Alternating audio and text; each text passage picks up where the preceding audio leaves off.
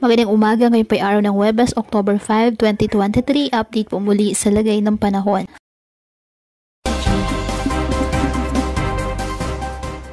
Ayon sa Pag-asa, patuloy pa rin na minomonitor ang bagyong Jenny.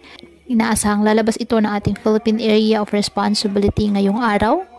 Ngunit patuloy pa rin po na hinahatak nito ang hanging habagat kung saan siya naman po nagpapaulan ngayon silang bahagi po ng ating bansa. Nakatas pa rin ang tropical cyclone wind signal silang bahagi ng Northern Luzon dahil pa rin po sa sabing bagyo.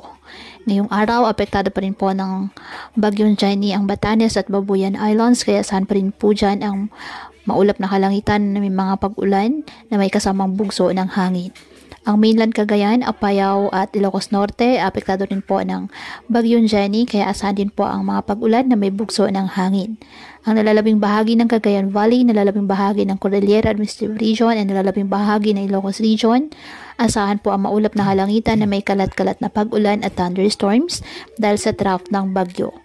Ang Metro Manila, Calabarzon, Zambales, Bataan, Occidental Mindoro, northern portion ng Palawan, nalalabing bahagi ng Central Luzon at nalalabing bahagi ng Mimaropa, apektado po ng habagat, at ang nalalabing bahagi ng ating bansa, apektado ng habagat at localized thunderstorms.